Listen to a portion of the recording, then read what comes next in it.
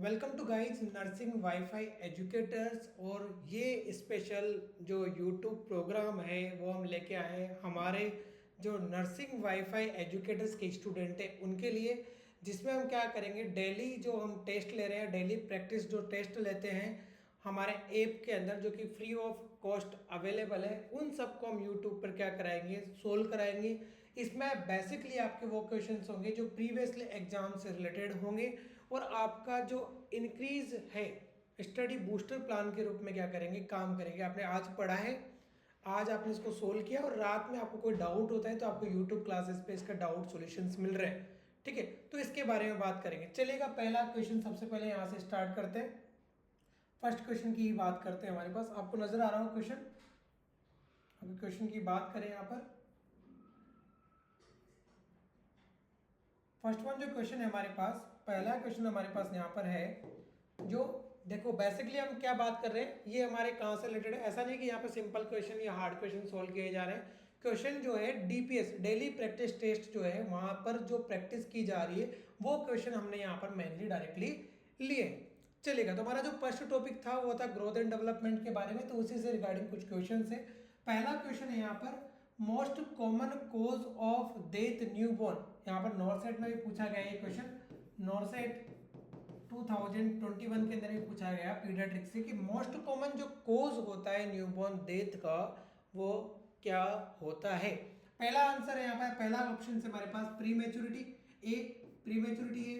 B की बात करें, बी हमारे पास क्या, लो बर्थ वेट है। सी हमारे पास करें रेस्पिरेटरी डिस्ट्रेस सिंड्रोम लिखा हुआ है, लास्ट 4 लिखा हुआ है neonatal sepsis.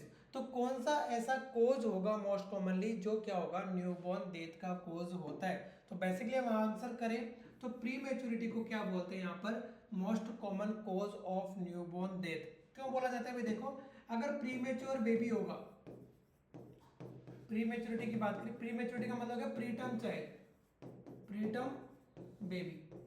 Pre term baby क्यों होते हैं, तो मोस्ट कॉमन जो कोज इसका प्री टर्म बेबी होने का, मोस्ट कॉमन कोज वो होता है मैटरनल स्मोकिंग। मैटरनल स्मोकिंग, जो मदर क्रोनिक स्मोकिंग कर रही है ड्यूरिंग प्रेगनेंसी, उनमें देखा जाता है कि जो बेबी होते हैं वो लगभग 3 वीक्स पहले डिलीवर होते हैं। कितने वीक्स पहले, 3 वीक्स पहले। हम बोले कि नॉर्मल जो गेस्टेशनल पीरियड होता है वो कितना होता है, 37 टू 42 वीक्स। ठीक है, तो लगभग 3 सप्ताह पहले, लगभग हम बात करें 35 34 के अंदर ही बेबी क्या हो जाते हैं, डिलीवर हो जाते हैं। जब प्रीटर्म बेबीज होगा तो उसके अंदर कॉम्प्लिकेशन क्या क्या होंगे, कॉम्प्लिकेशन की बात करें तो उसके अंदर आरडीएस हो सकता है, रेस्पिरेटरी डिस्ट्रेस सिंड्रोम होगा। ठीक है, लो बर्थ वेट होगा, बेबी कैसा होगा, लो बर्थ वेट होगा। नेक्स्ट प्रॉब्लम की बात करें कि बेबी के अंदर बर्थ एक्सपेक्सिया हो सकता है, उसका रेस्पिरेशन ड्यूरिंग क्या हो सकता है, बर्थ रुक सकता है। नेक्स्ट बात करें और क्या हो सकता है, तो न्यूनेटल सेप्सिस हो सकता है। तो प्री मेच्योरिटी क्या करता है, इन सबको क्या करता है, कवर करता है। इसलिए मोस्ट कॉमन जो कोज बोला गया न्यूबॉर्न डेथ का, वो किसे बोला गया, प्री मेच्योरिटी को बोला गया कि prematurity is the most common cause of newborn death. Prematurity क्या रहेगा, मोस्ट कॉमन कोज रहेगा न्यूबॉर्न डेथ का। और अगर बात करें कि प्री मेच्योरिटी होती क्या है, तो प्रीटर्म बेबी, ऐसे बेबी जो 37 वीक्स के पहले पैदा हो जाते हैं उन्हें प्रीटर्म बेबी बोलते हैं। और मोस्ट कॉमन कोज उनका भी क्या होता है कि मदर अगर ड्यूरिंग प्रेगनेंसी क्या करे, क्रोनिक स्मोकिंग करे, तो लगभग 3 सप्ताह पहले क्या हो जाता है, बेबी डिलीवर हो जाता है। और जब बेबी डिलीवर होगा तो प्रॉब्लम्स होगी उसके अंदर बहुत सारी, आरडीएस का मतलब होता है कि लंग सर्फेक्टेंट प्रॉपर अमाउंट में नहीं है। ठीक है, birth expected during the birth, बच्चा क्या करेगा, सीसेशन ऑफ ब्रीथिंग नहीं करेगा, रोक लेगा। लो बर्थ वेट होगा, ऑब्वियसली अगर 37 से पहले पैदा होगा तो बेबी का बर्थ वेट कम होगा, या बच्चे के अंदर क्या हो सकता है, नियोनेटल सेप्सिस हो सकता है। तो आई थिंक ये क्लियर होगा। पहला हमारे पास क्या था, हम बात करें कि most common cause of newborn death, और राइट आंसर रहेगा हमारे पास प्री मेच्योरिटी। आगे चलेगा, सेकंड हम चलते हैं आगे। सेकंड वन है हमारे पास, सेकंड क्वेश्चन यहाँ पर डीपीएस के डेली प्रैक्टिस टेस्ट के अंदर से सेकंड क्वेश्चन दे रखा है। अगर बात करें सेकंड क्वेश्चन की, तो सेकंड क्वेश्चन हमारे पास है कि what is the normal birth weight of A newborn. Newborn baby का नॉर्मल बर्थ वेट क्या होता है। बेसिक सा क्वेश्चन है, ज्यादा कोई डिफिकल्ट नहीं है। ठीक है, what is the normal birth weight of A newborn, newborn का बर्थ वेट कितना होता है। पहला ऑप्शन लिखा हुआ है 2.5 टू 3 kg। पहला ऑप्शन है 2.5 5 to 3 kg, 3 है, 3 to 3.5 kg लिखा हुआ है। नेक्स्ट ऑप्शन है 1.5 to 2.5 kg लिखा हुआ है। नेक्स्ट है आपके पास 3 kg। तो देखिएगा what is a normal birth weight. तो देखो इंडियन जो चाइल्ड्स होते हैं, उनका जो नॉर्मल बर्थ वेट होता है वो बोलता है 2.5 to 3.5 kg। किस बेबी का होगा? Term baby. ऐसा बेबी जो क्या है हमारे पास टर्म बेबी है, उसका क्या होगा हमारे पास जो नॉर्मल बर्थ वेट होगा वो 2.5 से 3.5 kg वहां पर देखने को मिलेगा।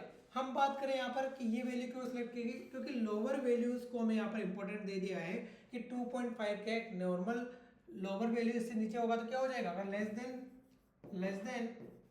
2.5 kg बर्थ वेट होता है तो बोलते हैं लो बर्थ वेट। ठीक है, बिटवीन बात करें 1500 ग्राम या 1.5 to 2490 ग्राम होगा तो उसे बोलेंगे क्या, वेरी लो बर्थ वेट। ठीक है, लास्ट वन है हमारे पास, अगर वेट क्या मिल रहा है लेस देन 1 kg, इतना लेस देन, सॉरी हाँ, लो बर्थ वेट हो गया हमारे पास। थोड़ा सा मिस्टेक कर दिया हमने यहाँ पे, थोड़ा सा सही करते हैं इसको। लो बर्थ वेट किसे बोलते हैं हम, देखिएगा लो बर्थ वेट की बात करें, लो बर्थ वेट बोलेंगे 1500 ग्राम टू 2490 ग्राम का जो बेबी होगा वो तो होगा लो बर्थ वेट। फिर वेरी लो बर्थ वेट वो कितना होगा, अगर हम बात करें very low birth weight baby किसे बोलते हैं तो हम बोलेंगे यहाँ पर कि हमारे पास अगर बेबी के 1000 ग्राम से ज्यादा है और 1490 ग्राम से कम है तो हो जाएगा हमारे पास very low birth weight. Extreme low birth weight 2018 Bhopal AIIMS के अंदर पूछा था कि एक्सट्रीम लो बर्थ वेट का वेट कितना होता है, तो लेस देन 1000 ग्राम। क्लियर हो रही चीजें। तो नॉर्मल बर्थ वेट जो कंसिडर किया गया यहाँ पर ऑप्शन ए करेक्ट रहेगा।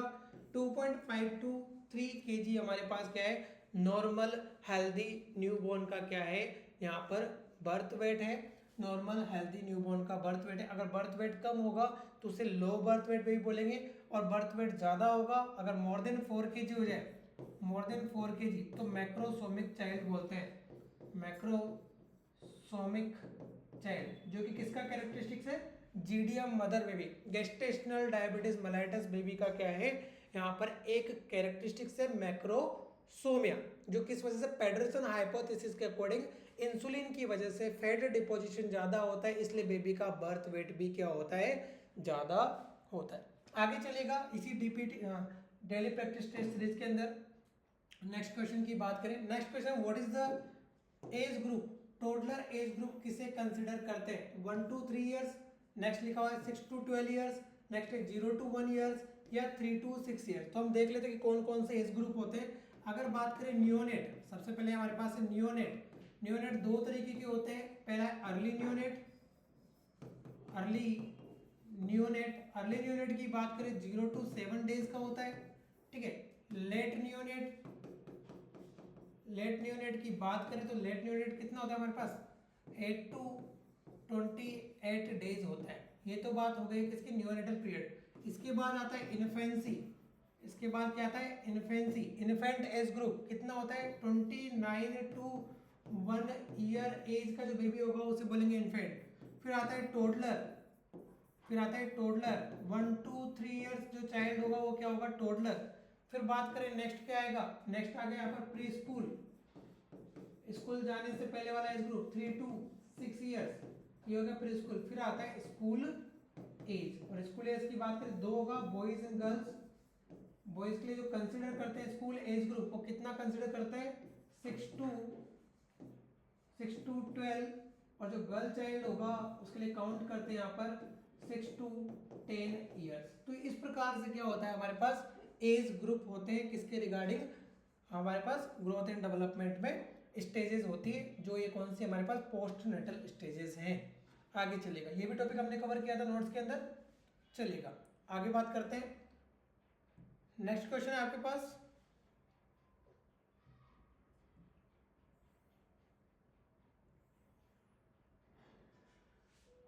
चलेगा next important question, fifth question दे रखा है, what is duration of first period of reactivity in the newborn after birth. यहाँ पर पूछा गया व्हाट इज ड्यूरेशन, क्या ड्यूरेशन होता है of first period of reactivity का in newborn after the birth. तो कोई बताएगा क्या आंसर हो सकता है। फर्स्ट ऑप्शन है हमारे पास फर्स्ट 30 मिनट, नेक्स्ट है फर्स्ट 2 आवर्स, नेक्स्ट है 6 to 8 आवर्स, और नेक्स्ट ऑप्शन हमारे पास यहाँ पर दे रखा है, अगर हम बात करें फर्स्ट 24 आवर्स, बर्थ के 24 आवर्स। अगर फोर्थ ऑप्शन की बात करें, फोर्थ ऑप्शन लिख लेते हैं हम यहाँ पर। फोर्थ ऑप्शन क्या है इसके अंदर, फोर्थ ऑप्शन दे रखा है हमने, फोर्थ ऑप्शन है फर्स्ट 24 आवर्स, जन्म के 24 घंटे के अंदर। तो देखो पहले तो बात करते हैं कि पीरियड ऑफ रिएक्टिविटी क्या होती है। पीरियड ऑफ रिएक्टिविटी का सिंपल सा मीन्स है कोई बच्चा इंट्रा यूट्राइन लाइफ से, मदर के यूट्रस से एक्सटर्नल एनवायरनमेंट के अंदर आता है, जो उसके वाइटल्स के अंदर या बॉडी के अंदर जो चेंजेस आते हैं या बिहेवियर जो चेंजेस आते हैं उसको क्या बोलते हैं यहाँ पर, ट्रांजिशनल फेज या पीरियड ऑफ रिएक्टिविटी बोला जाता है। अगर बात करें यहाँ पर पीरियड ऑफ रिएक्टिविटी की, तो पीरियड ऑफ रिएक्टिविटी के अंदर जो ड्यूरेशन है इसकी बात कर रहे हैं, period of reactivity, period of reactivity का जो ड्यूरेशन होता है वो लगभग 6 से 8 घंटे होता है। That means child have taken at least 6 to 8 hours to adjust in external environment. बच्चे को लगभग क्या लगेंगे, 6 से 8 घंटे लगेंगे। भाई कितने घंटे लगेंगे, लगभग 6 से 8 घंटे लगेंगे, किसके अंदर, एक्सटर्नल एनवायरनमेंट के अंदर एडजस्ट होने के लिए। और जो चेंजेस आएंगे एनवायरनमेंट के रेस्पॉन्स के अंदर बेबी के बॉडी के अंदर, उनको क्या बोलते हैं, पीरियड ऑफ रिएक्टिविटी बोला जाता है। क्या बोलते हैं, पीरियड ऑफ रिएक्टिविटी। जो पीरियड ऑफ रिएक्टिविटी होती है उसके 3 फेजेस होते हैं। फर्स्ट फेज होता है, अगर फर्स्ट फेज की बात करें, first period of reactivity, first period of reactivity, जो फर्स्ट पीरियड ऑफ रिएक्टिविटी होता है उसका जो टाइम ड्यूरेशन है वो कितना है, लगभग 0 to 30 सेकेंड, कितना, सॉरी 0 to 30 मिनट, ठीक है, 0 to 30 मिनट होता है। यहाँ पर पूछा भी यही गया है, देखो क्वेश्चन देखो, पीआर मिस्टेक है, क्या पूछा गया है कि फर्स्ट पीरियड ऑफ रिएक्टिविटी के अंदर यहाँ पर ड्यूरेशन कितना है, तो फर्स्ट 30 मिनट ऑफ बर्थ, पहले 30 मिनट जो बर्थ के अंदर होंगे और जो चेंजेस दिखाई देंगे बेबी के अंदर, उसे क्या बोलते हैं, फर्स्ट पीरियड ऑफ रिएक्टिविटी बोलते हैं। अब होता क्या क्या है, वाइटल्स बेसलाइन से ज्यादा मिलते हैं। वाइटल्स से बेसलाइन का मतलब हार्ट रेट मोर देन 60 होगा, sorry heart rate more than 160 होगा। हम बात करें यहाँ पर, अगर रेस्पिरेशन की बात करें मोर देन 60 होगा। बेबी का जर्किंग मूवमेंट करेगा, स्पॉन्टेनियसली स्टार्टल मूवमेंट शो करेगा और एक्टिव रहेगा, किसके लिए, ब्रेस्ट फीडिंग के लिए। इसलिए बोला जाता है कि नॉर्मल वेजाइनल डिलीवरी होने के बाद इमीडिएटली विद इन बर्थ या विद इन 30 मिनट के अंदर क्या दे देना चाहिए, उसको फीडिंग दे देना चाहिए। तो राइट आंसर तो हो गया हमारे पास क्या, फर्स्ट पीरियड ऑफ रिएक्टिविटी। और देखिए दूसरा फेज कौन सा होता है, दूसरा होता है डिक्रीज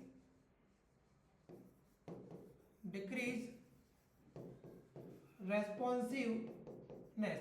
जो डिक्रीज रेस्पॉन्सिवनेस है वो 30 मिनट के बाद स्टार्ट होगा, ठीक है, 30 मिनट के बाद, और कितने टाइम तक चलेगा, 19 मिनट तक चलेगा, सॉरी कितने टाइम तक चलेगा यहाँ पर, अगर रेस्पॉन्सिवनेस की बात करें 30 मिनट, आफ्टर 30 मिनट रहेगा ये, 30 मिनट के बाद स्टार्ट होगा दूसरा फेज जिसका नाम है डिक्रीज रेस्पॉन्सिवनेस आफ्टर 30 मिनट। कब स्टार्ट होगा, आफ्टर 30 मिनट, और कब तक चलेगा, लगभग 2 घंटे तक, 2 आवर्स ऑफ बर्थ। तो टोटल ड्यूरेशन कितना हो गया इसका, कितना समय रहा है, लगभग 1.5 घंटा। तो 1.5 घंटे को क्या बोल देंगे, 19 मिनट। तो ड्यूरेशन कितना होता है इसका, 19 मिनट का ड्यूरेशन होता है। डिक्रीज रेस्पॉन्सिवनेस पीरियड जो होता है 19 मिनट का लिए रहेगा। अब डिक्रीज रेस्पॉन्सिवनेस में क्या होंगे, जितने भी वाइटल्स जो बेबी के बड़े हुए थे वो वापस से रिवर्ट बैक होंगे और नॉर्मल कंडीशन के अंदर आ जाएंगे। बेबी फीडिंग के बाद कहाँ चला जाएगा, डीप स्लीपिंग में चला जाएगा। आपसे पूछा जाए क्वेश्चन, हो सकता है क्वेश्चन ऐसा है कि what is the expected behaviour of new born after the 30 minutes of birth. Birth के लगभग 30 मिनट के बाद या 2 घंटे तक बेबी का जो बिहेवियर है उस किस प्रकार का रहेगा, तो आप बोलोगे बेबी कहाँ रहेगा, डीप स्लीपिंग में रहेगा। Child in the sleeping state, बच्चा कहाँ रहेगा, सोती हुई अवस्था के अंदर या लेटी हुई अवस्था के अंदर वो रहेगा। नेक्स्ट बात करें यहाँ पर थर्ड, तीसरे की बात करें, तीसरा कौन सा होता है, उसको बोलते हैं second period of reactivity. Last तीसरा पेज होता है पीरियड ऑफ रिएक्टिविटी का, second period of reactivity, second period of reactivity जो लगभग 10 मिनट से लेकर 1 आवर्स का ड्यूरेशन होता है। जब भी बच्चा दोबारा उठेगा, 2 घंटे तो फिक्स है डिक्रीज रेस्पॉन्सिवनेस के, अब 6 से 8 घंटे में जब भी बच्चा वापस से रिवोक होगा या वापस से उठेगा, ठीक है, उठने के बाद फिर से उसके बॉडी के अंदर एनवायरमेंट के अकॉर्डिंग क्या आएंगे, चेंजेस आएंगे और वाइटल्स क्या मिलेंगे, नॉर्मल बेसलाइन से ज़्यादा मिलेंगे। ड्यूरेशन कितने टाइम के लिए मिलेगा, तो लगभग 10 मिनट से 1 घंटे के लिए देखने को मिलेगा, उसे बोलते हैं second period of reactivity. More important question कि फर्स्ट पीरियड ऑफ रिएक्टिविटी जो होता है, इसके अंदर तो बच्चा क्या करता है, यूरिन पास आउट करता है। पूछा जाए कि यूरिन पास आउट कब कर देता है नॉर्मली, किस पीरियड ऑफ रिएक्टिविटी के अंदर, तो फर्स्ट पीरियड ऑफ रिएक्टिविटी के अंदर। और जो सेकंड पीरियड ऑफ रिएक्टिविटी होता है उसमें बच्चा स्टूल पास आउट करता है। क्या करता है, स्टूल पास आउट करता है। Normal urine stool pass out करने का जो ड्यूरेशन है वो कितना है, 24 आवर्स की। कोई भी हेल्दी चाइल्ड होगा तो 24 घंटे के अंदर क्या कर देगा, यूरिन और स्टूल को क्या कर देगा, पास आउट कर देगा। आगे चलेगा, आगे बात करते हैं हम यहाँ पर नेक्स्ट क्वेश्चन की।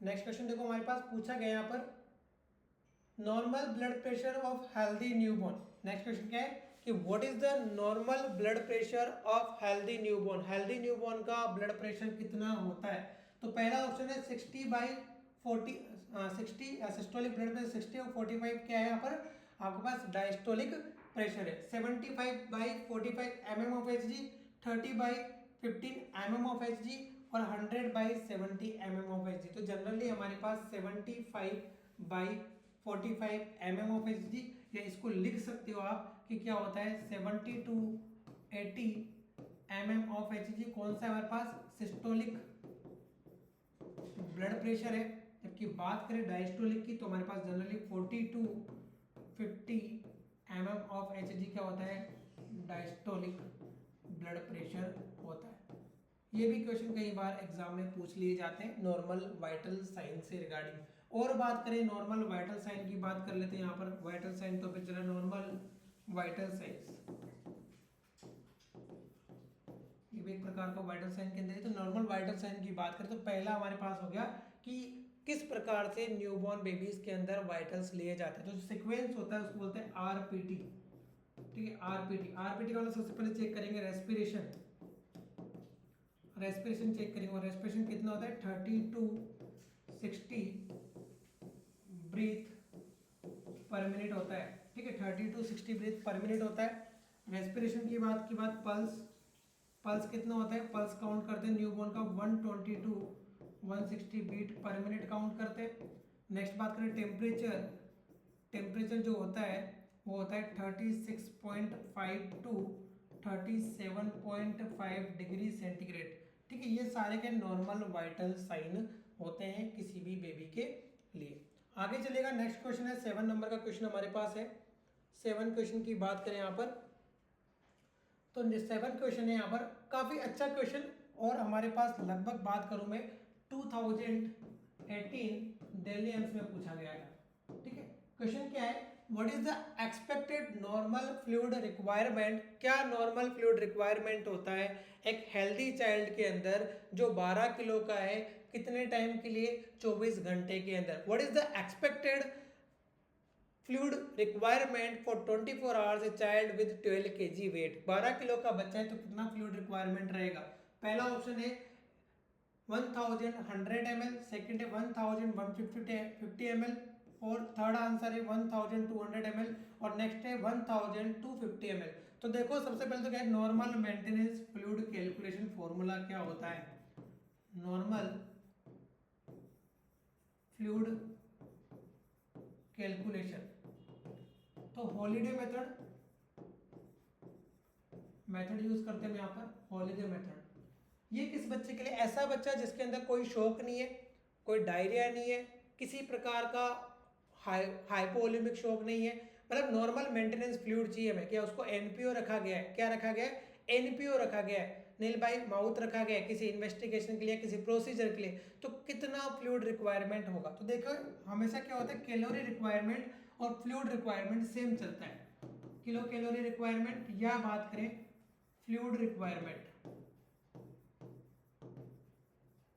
किसके अकॉर्डिंग होगा, वेट के अकॉर्डिंग होगा। वेट की बात करें, अगर वेट क्या है 0 to 10 kg है, 0 to 10 kg, तो पर केजी कितना रिक्वायरमेंट है, 100 ml पर केजी बॉडी वेट क्या होगा, रिक्वायरमेंट रहेगा। जैसे एग्जांपल ले लेते हैं हम यहाँ पर, अगर 9 kg का होगा तो क्या कर देंगे 9 मल्टीप्लाई बाई 100, तो कितना होगा 900 ml, कितने टाइम के लिए, 24 आवर्स के लिए क्या होगा रिक्वायरमेंट ये रहेगा। नेक्स्ट बात करें 10 kg के ऊपर, 10 टू अगर 20 kg है, 10 टू कितना है 20 kg है, तो जो रिक्वायरमेंट रहेगा फ्लूइड का वो कितना होगा 50 ml पर केजी बॉडी वेट, 50 ml पर केजी बॉडी वेट रहेगा। अब इसको कैसे निकालना है, एग्जाम्पल ध्यान से सुनिएगा। मान लो हम ये एग्जाम्पल लेते हैं 12 किलो, 12 किलो का बच्चा है, तो सबसे पहले इसको 2 पार्ट में डिवाइड करना है। एक वेट तो वो लेना है जो 10 kg से कम है, दूसरा वेट वो लेना है जो 10 kg से ज़्यादा है। 10 kg से जो कम होगा उसको 100 से मल्टीप्लाई करना है, और 10 kg से ज़्यादा जो होगा उसको 50 से मल्टीप्लाई करना है। तो डिवाइड कर सकते हैं, 10 प्लस 2 kg हो गया। इस 10 को तो किससे फर्स्ट 100 से मल्टीप्लाई किया, जो 2 kg बचा उसको 50 से मल्टीप्लाई किया, तो कितना हो गया हमारे पास 1000 प्लस 100, तो कितना रिक्वायरमेंट होगा लगभग 1100 ml क्या होगा 24 आवर्स के अंदर क्या होगा रिक्वायरमेंट होगा। तो ऑप्शन ए क्या हो गया हमारा यहाँ पर करेक्ट हो गया, कि जो 12 किलो का बच्चा है, जो 12 किलो का बच्चा है उसके लिए जो फ्लूइड रिक्वायरमेंट है वो कितना हो गया 1100 ml क्या होगा 24 आवर्स के अंदर रिक्वायरमेंट होगा। आगे देखिए फॉर्मूला में और क्या आता है, अगर मोर देन हमारे पास क्या मिल रहा है 2 kg से ज़्यादा मिल रहा है, ठीक है, मोर देन हमारे पास क्या मिल रहा है 20 kg से ज़्यादा मिल रहा है, more than 20 kg, special line देखिएगा, मोर देन 20 kg है, जो भी ऊपर का वेट होगा 20 kg से ज़्यादा उसको किससे मल्टीप्लाई करेंगे 20 ml पर केजी बॉडी वेट से क्या करेंगे मल्टीप्लाई करेंगे। जस्ट लाइक एग्जांपल कि मान लो 22 kg है, तो वही फॉर्मूला यूज करो, कितना 10 प्लस 2, फर्स्ट 10 को 100 से मल्टीप्लाई करना है, दूसरे 10 को 50 से मल्टीप्लाई करना है, और लास्ट में जो बचेगा 2 उसको 20 से मल्टीप्लाई करना है। तो 1000 ml प्लस 500 ml प्लस 20 को कितना हो गया हमारे पास 40 ml, तो लगभग कितना हो गया 1540 ml, 1540 ml क्या होगा 24 आवर्स में फ्लूइड रिक्वायरमेंट होगा। तो आई थिंक आपका नॉर्मल मेंटेनेंस फ्लूइड रिक्वायरमेंट का जो क्वेश्चन है वो बिल्कुल भी गलत नहीं होगा। कोई भी डाउट है तब भी आप वापस से एक बार क्लियर कर लेते हैं। 0 to 10 100 से मल्टीप्लाई करना है पर केजी, 10 से 20 50 से मल्टीप्लाई करना है, और मोर देन 20 kg रहेगा तो उस वेट को 20 से क्या करना है मल्टीप्लाई करना है, या हमें फ्लूइड रिक्वायरमेंट के लिए जैसे कि 22 kg है तो पहला 10 किससे 100 से कर लिया, दूसरा 10 to 20 के बीच में है तो 50 से मल्टीप्लाई कर लिया, और 20 से ज़्यादा भी जितना भी वेट है उसको 20 से मल्टीप्लाई किया, तो कितना हो गया 1540 ml नॉर्मल फ्लूइड रिक्वायरमेंट हो गया एक हेल्दी पर्सन के लिए या हेल्दी बेबी के लिए। नेक्स्ट क्वेश्चन है सीधा सा, who is the father of Indian paediatrics, कौन है इंडियन पीडियाट्रिक्स के फादर के नाम से जाना जाता है। ऑप्शन से हमारे पास यहाँ पर ऑप्शंस की बात करें, ऑप्शन देखिएगा, पहला ऑप्शन है यहाँ पर Jivaka and Kashyapa. First option क्या था, Jivaka and Kashyapa. Who is the father of Indian paediatrics, या बात करें who is the father of paediatrics, paediatrics का फादर किसे बोला गया, ये क्वेश्चन है हमारे पास। ठीक है, तो क्वेश्चन में हमारे पास पहला option Jivaka and Kashyapa, B A George Coley, C ए केसी चौधरी और डी ए अब्राहम जैकोबी। तो आपको पता है सभी को कि फादर ऑफ पीडियाट्रिक्स किसे बोलते हैं, अब्राहम जैकोबी को बोलते हैं। Abraham Jacobi is also known as the father of paediatrics. George Coelho, जो जॉर्ज कोले थे उन्हें क्या बोलते हैं, father of Indian paediatrics, father of Indian paediatrics, father of Indian paediatrics बोला जाता है। क्यों बोला जाता है, क्योंकि इन्होंने क्या बनाया था, बीजे हॉस्पिटल मुंबई, बीजे हॉस्पिटल का स्थापना की थी। बीजे हॉस्पिटल कहाँ पर? मुंबई में, जो क्या था, कंप्लीटली डेडिकेटेड था किसके लिए? पीडिया या बच्चों के लिए, चाइल्ड्स के लिए क्या था? कंप्लीटली डेडिकेटेड था। बीजे हॉस्पिटल मुंबई। तो जॉर्ज कॉलेज जो थे उनको फादर ऑफ इंडियन पीडियाट्रिक्स बोलेंगे, अब्राहम जैकोबी को फादर ऑफ पीडियाट्रिक्स बोलेंगे, और जीविका और जो कश्यप है इनको क्यों छोड़ेंगे भाई? इनको भी कुछ ना कुछ तो बोलेंगे, जब सबको बोल रहे हैं तो इनको भी कुछ बोल देते हैं। तो इनको क्या बोलेंगे? इनको बोला जाएगा फर्स्ट इंडियन पीडियाट्रिशियन। पहले ऐसे डॉक्टर जो किसके डॉक्टर थे? बच्चों के डॉक्टर थे। First Indian paediatrician, first Indian paediatrician. अब आप सोच रहे हो फर्स्ट इंडियन पीडियाट्रिशियन क्यों बोला गया? क्योंकि जीविका और कश्यप दोनों क्या है? ऋषि मुनि है। इन्होंने क्या किया? इन्होंने सुश्रुत संहिता आती है, एक मेडिकल लिटरेचर बुक है सुश्रुत संहिता, उसके अंदर क्या किया? अपना योगदान दिया, किससे रिलेटेड? बच्चों से रिलेटेड। इसलिए बोला गया यहाँ पर इनको फर्स्ट इंडियन पीडियाट्रिशियन बोला गया। आगे चलेगा, आगे बात करते हैं इसी के अंदर डेली डीपीटी जो डेली प्रैक्टिस टेस्ट है उसके अंदर कॉमन क्वेश्चन क्या है? ये सारे हमारे फर्स्ट क्लास से रिलेटेड क्वेश्चन है। देखिएगा 9 नंबर का जो क्वेश्चन है, 9 नंबर का जो क्वेश्चन उसमें है colour code for suction pipeline hospital. तो हम बात कर रहे थे colour code of the lines, colour code of hospital lines, colour code of hospital lines. सबसे पहले बात कर लेते हैं सक्शन लाइन की। येलो कलर का जो लाइन होता है, राइट आंसर भी क्या होगा? येलो। येलो कलर का जो लाइन होता है वो नेगेटिव प्रेशर के साथ होता है। और क्या होता है यहाँ पर? Suction line. किस प्रकार का? Suction line. सक्शन के लिए जो यूज होगा येलो कलर का ही लाइन होता है और येलो कलर का ही उसका पोर्ट होता है। ठीक है, नेक्स्ट यहाँ पर बात करें, ठीक है, नेक्स्ट हमारे पास है यहाँ पर ब्लैक कलर। ब्लैक कलर किसके लिए यूज करते हैं? Medical air. जो पुराने वेंटिलेटर आते थे, या बात करें बबल सीपेप जो आता है उसके लिए FiO2, ठीक है, FiO2 बनाना या फ्रिक्शन ऑफ O2 बनाने के लिए क्या करते हैं? मेडिकल एयर का यूज करते हैं। तो किस लाइन का यूज करेंगे? ब्लैक का। नेक्स्ट है व्हाइट। व्हाइट की बात करें तो व्हाइट कौन सा होता है? Oxygen line. ऑक्सीजन लाइन, जिससे क्या होगा? ऑक्सीजन डिलीवरी होगा। और नेक्स्ट होता है ब्लू। ब्लू की बात करें, ब्लू मतलब नाइट्रोजन। नाइट्रोजन जो कि एनेस्थेसिया के अंदर भी काम आता है, एनेस्थेसिया मशीन के अंदर भी क्या होता है? काम आता है। तो ये कुछ कलर कोड थे जो यहाँ पर यूज किए जाते हैं किसके लिए? हॉस्पिटल पाइपलाइन के लिए। ठीक है, आगे चलेगा, आगे बात करें यहाँ पर नेक्स्ट क्वेश्चन के अंदर। नेक्स्ट क्वेश्चन क्या है हमारे पास? Which is following most common side of taking the temperature.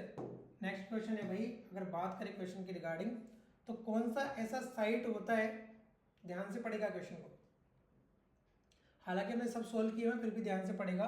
Question है हमारे पास कि which of following most common site of taking temperature in newborn. Newborn babies के अंदर मोस्ट कॉमन कौन सी साइट होती है जहां से टेम्परेचर लिया जाता है? तो देखो रिकमेंडेड जो साइट है, सबसे कॉमन साइट जो रिकमेंडेड है वो कौन सा होता है? एक्सिला। ठीक है, एक्सिला को कितना टेम्परेचर? 37.5 डिग्री सेंटीग्रेड टू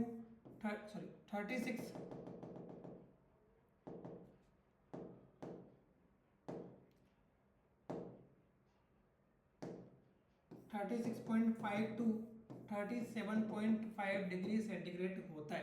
क्या? एक्सिला से टेम्परेचर मोस्ट कॉमन साइट है, मोस्ट कॉमन साइट। नेक्स्ट आता है मोस्ट रिलायबल साइट। तो रेक्टल जो होता है, रेक्टल वो मोस्ट रिलायबल होता है, मोस्ट रिलायबल, जिससे क्या आएगा? Core body temperature. Core body temperature ले सकते हैं, पूछा जाए किस रूट से लेंगे? रेक्टल। बट ये कॉन्ट्रा इंडिकेटेड भी है, बच्चों के अंदर पूछा जाए तो कॉन्ट्रा इंडिकेटेड कौन सा होता है? तो रेक्टल ही कॉन्ट्रा इंडिकेटेड है। ओरल भी क्या होता है? कॉन्ट्रा इंडिकेटेड है। टेम्पोरल क्या होता है? टेम्पोरल हमारे पास नॉन इन्वेसिव,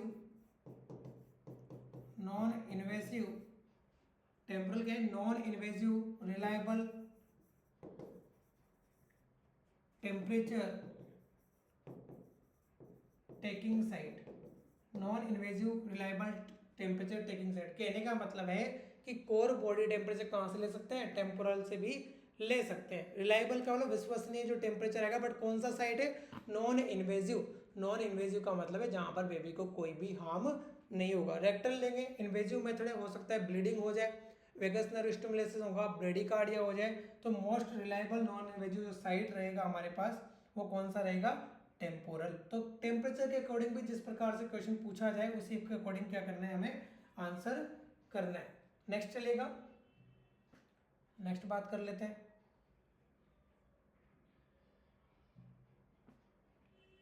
नेक्स्ट क्वेश्चन है कि लो बर्थ वेट बेबी डिफाइन, कि लो बर्थ वेट बेबी किसे बोलते हैं। क्वेश्चन क्या है, लो बर्थ वेट बेबी डिफाइन, लो बर्थ वेट बेबी किसे बोलते हैं। तो देखिएगा बर्थ वेट लेस देन 1500 ग्राम, अगर बर्थ वेट जो है लेस देन 1500 ग्राम है। सेकंड ऑप्शन है बर्थ वेट लेस देन 2000 ग्राम। नेक्स्ट है बर्थ वेट लेस देन 1000 ग्राम और लास्ट है बर्थ वेट लेस देन 2500 ग्राम। तो हमने प्रीवियस क्वेश्चन में सोल्व किया, अगर बर्थ वेट लेस देन 1500 ग्राम है तो उसे तो क्या बोलते हैं यहाँ पर, वेरी लो बर्थ वेट, लो बर्थ वेट नहीं बोलते हैं। बर्थ वेट लेस देन 2000 ग्राम है तो ये भी किसके अंदर आएगा, लो बर्थ वेट के अंदर आएगा। ठीक है, next birth weight less than 1000 ग्राम तो एक्सट्रीम लो बर्थ वेट आएगा। बर्थ वेट लेस देन 1500 ग्राम मतलब 2490 ग्राम से कम होगा तो ये क्या डिफाइन कर देगा कि बेबी क्या है, LBW, लो बर्थ वेट। तो राइट आंसर होगा डी। फर्स्ट वैल्यू जो हमें दे रखी है वही क्या होगी हमारे पास, राइट आंसर होगी कि बर्थ वेट लेस देन 2500 ग्राम है, या बर्थ वेट दे रखा हो, क्या देखा हो 2499 ग्राम से कम है तो उस बेबी को लो बर्थ वेट बेबी बोला जाता है। आगे चलेगा नेक्स्ट क्वेश्चन के अंदर।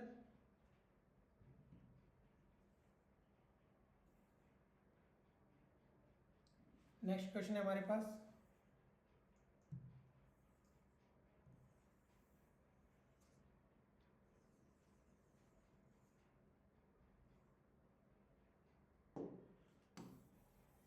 नेक्स्ट है हमारे पास कि what is the normal value for ponderal index. Ponderal index के लिए नॉर्मल वैल्यू क्या होती है।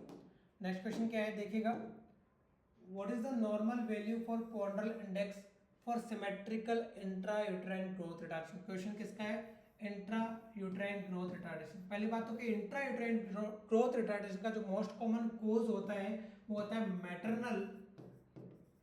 Maternal alcohol abuse. Maternal alcohol abuse क्या करता है, feto placental insufficiency, feto placental insufficiency क्या कॉज करता है, फीटो प्लेजेंटल इनसफिशिएंसी। इस वजह से प्रॉपर अमाउंट में न्यूट्रिएंट बेबी तक नहीं पहुंच पाते हैं और बेबी को क्या हो जाता है, intra uterine growth retardation. Simple सी बात है, उसके जो गेस्टेशनल वीक है उसके अकॉर्डिंग बेबी क्या होता है, स्मॉल इन साइज और उसका बॉडी का वेट भी क्या होता है, कम होता है। अब यहाँ पर पूछा गया है, देखो पोंड्रल इंडेक्स के काम आता है, जो पोंड्रल इंडेक्स है फॉर्मूला देखो पहले, पोंड्रल इंडेक्स का फॉर्मूला क्या आता है, पोंड्रल इंडेक्स जो यूज होता है वो किसके लिए यूज होता है, सिमेट्रिकल आईयूजीआर असेसमेंट के लिए यूज होता है। फॉर्मूला क्या है कि वेट किसके अंदर होगा बेबी का, ग्राम के अंदर होगा, जो हाइट होगा वो सेंटीमीटर क्यूब के अंदर होगा और मल्टीप्लाई बाई क्या करेंगे, 100 से मल्टीप्लाई करेंगे। यहाँ पर क्या करेंगे, 100 से मल्टीप्लाई करेंगे। ऑप्शन दे रखे कि नॉर्मल वैल्यू क्या होती है, 2 to 2.5, 2 to 2.5 होती है, या लेस देन 2 होती है, या मोर देन 2 होती है। तो देखो अकॉर्डिंग टू पोंड्रल इंडेक्स हम क्या असेसमेंट करना है, सिमेट्रिकल आईयूजीआर। तो सिमेट्रिकल आईयूजीआर के लिए जो वैल्यू होती है, सिमेट्रिकल आईयूजीआर, सिमेट्रिकल आईयूजीआर क्या होता है, ऐसा इंट्रा यूट्राइन ग्रोथ रिटार्डेशन जिसके अंदर हेड और rest of body organ small size हो, बेबी का वेट भी कम हो, हाइट भी कम हो, उसे सिमेट्रिकल आईजीआर बोलते हैं।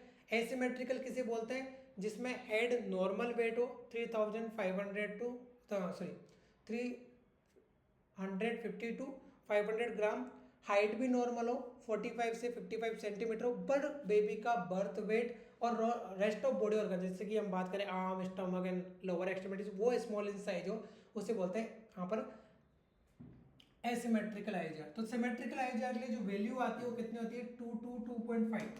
नॉर्मल वैल्यू क्या होती है, अगर राइट आंसर भी क्या है 2 to 2.5 क्या होती है नॉर्मल, यहाँ पर वैल्यू होती है किसके लिए, सिमेट्रिकल आईजीआर के लिए 2 to 2.5। ठीक है, बात करें एसिमेट्रिकल आईजीआर वैल्यू क्या रहेगा, लेस देन 2। अगर कोई टर्म बेबी होगा जिसके अंदर इंट्रा यूट्राइन ग्रोथ रिटार्डेशन नहीं है तो वैल्यू जो मिलेगी पॉन्डर इंडेक्स की वो क्या मिलेगी, मोर देन 2.5 देखने को मिलेगी। अगर आप बोल रहे हो ग्राम क्यूबिक स्क्वायर यहाँ पर बोल सकते हो, क्यूबिक सेंटीमीटर क्यूब बोल सकते हो, जो कि जरूरत नहीं है। तो ये नॉर्मल किसका है, पॉन्डर इंडेक्स की बात करें, ponderal index. Most common cause क्या होगा, मैटरनल स्मोकिंग। नेक्स्ट है हमारे पास यहाँ पर, नेक्स्ट क्वेश्चन देखिएगा इसी के अंदर 10 क्वेश्चंस हो गए। नेक्स्ट देखो,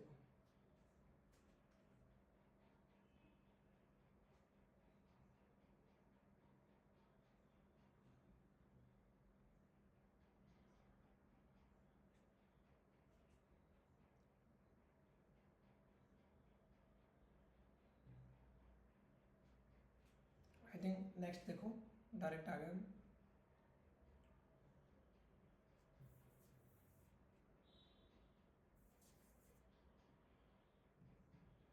नेक्स्ट क्वेश्चन दे रखा है यहाँ पर, the expected respiratory rate of neonate with in 3 minutes of birth में बी हाईएस्ट। जो एक्सपेक्टेड रेस्पिरेटरी रेट होती है न्यूबॉर्न बेबी के लिए, ठीक है, एक्सपेक्टेड जो रेस्पिरेटरी रेट होती है न्यूबॉर्न बेबी के लिए वो कितना हो सकता है आफ्टर बर्थ।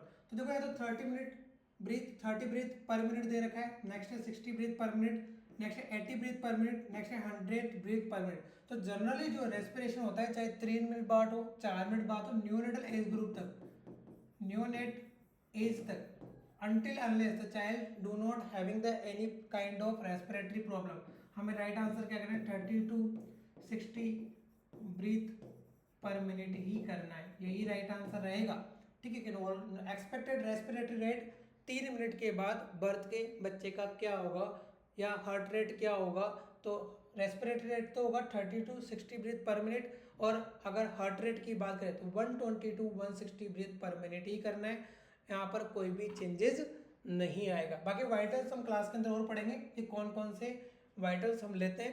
तो ये था हमारे पास डेली प्रैक्टिस टेस्ट के क्वेश्चन जो हम यहाँ पर लाइव सोल्व कर रहे हैं क्लासेस के अंदर, और रेगुलरली यूट्यूब पे हम इस प्रकार से क्वेश्चन सोल्व करते रहेंगे। अदर सब्जेक्ट के भी यहाँ पर सोल्व कराए जाएंगे जो भी सब्जेक्ट है।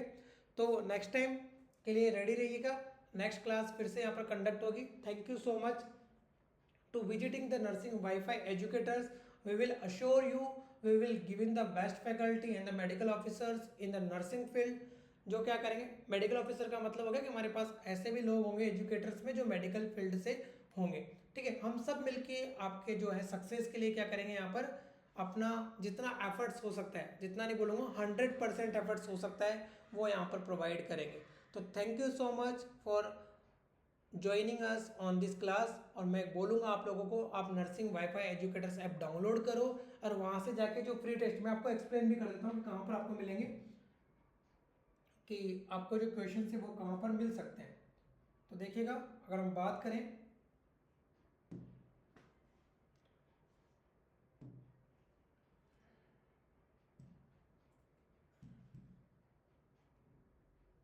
ये हमारा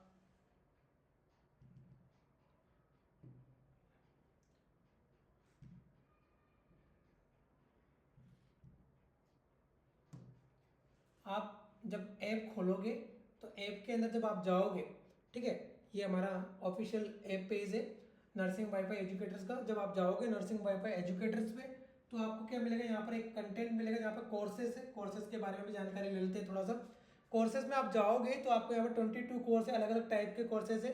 अभी रिसेंटली जो बैच चल रहा है डेमो रजिस्ट्रेशन 1 RS के अंदर है, और हमारे पास यहाँ पर जो बैच है first the life saver batch of nursing available है, जिसका प्राइस 4499 के अंदर, ठीक है, ये मिलेगा आपको साथ में।